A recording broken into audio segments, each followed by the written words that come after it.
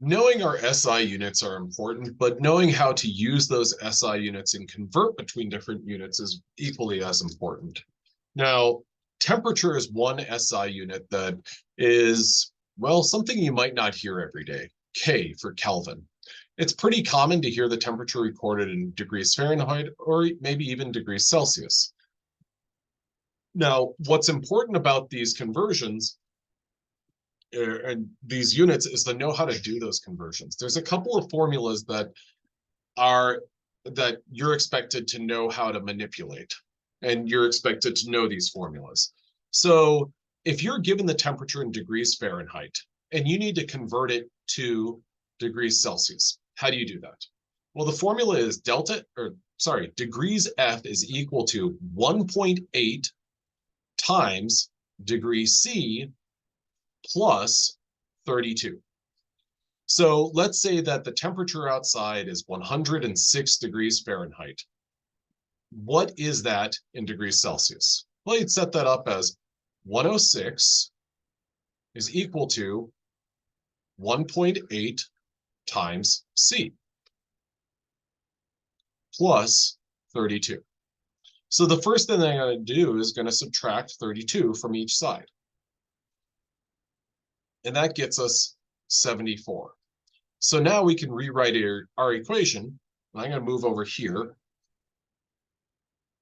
74 is equal to 1.8 times degrees Celsius. Now we're in a place where we can divide each side by 1.8. So 74 divided by 1.8 is coming up in the calculator. 74 divided by 1.8, I get 41.1 degrees Celsius. Okay, now the number that I recorded here, 41.1, we haven't talked about this directly in a video, but well, that's three significant figures. What was our temperature? Our temperature was 106, which has three significant figures. So our answer should have three significant figures. So 41.1 degrees Celsius is the correct answer for degrees Celsius.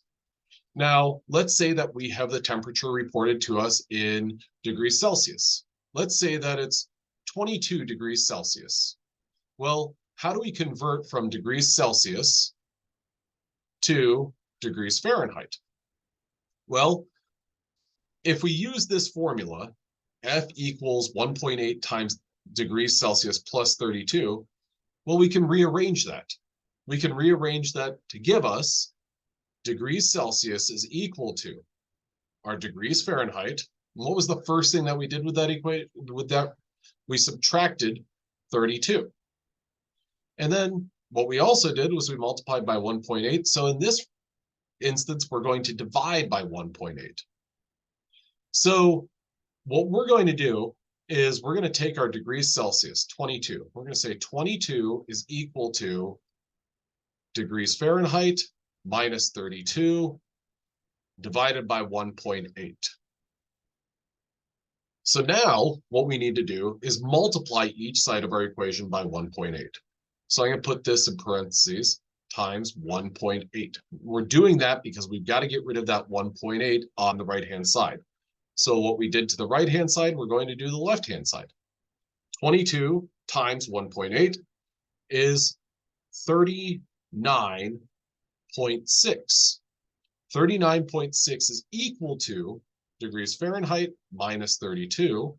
So what do we need to do? We need to add 32 to each side, plus 32. And that gives us 71.6 degrees Fahrenheit. Now, looking at this, our answer started with two significant figures, or our question started with two significant figures, 22. So what we need to do is we need to take our final answer, 71.6, and convert that to only have two significant figures. So our answer with the correct number of significant figures would be 72. All right.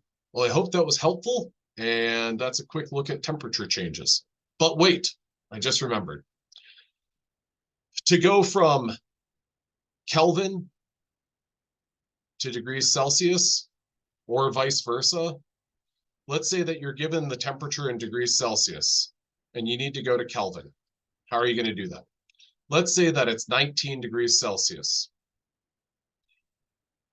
Your equation is going to be, well, K, temperature in Kelvin, is equal to degrees Celsius plus 273.15. All that you need to do is add 273.15. So if the temperature is 19 degrees Celsius, you're going to add 273.15, which is going to equal your temperature in Kelvin. Therefore, K is equal to 292.15. Okay, well, that's my final point on converting from degrees Celsius to Kelvin. If you're going from Kelvin to degrees Celsius, well, you're going to do the opposite. You're going to subtract 273.15 from your temperature Kelvin to get the temperature Celsius. I hope that was helpful, and I hope that gave a quick synopsis of temperature conversions. Have a good one.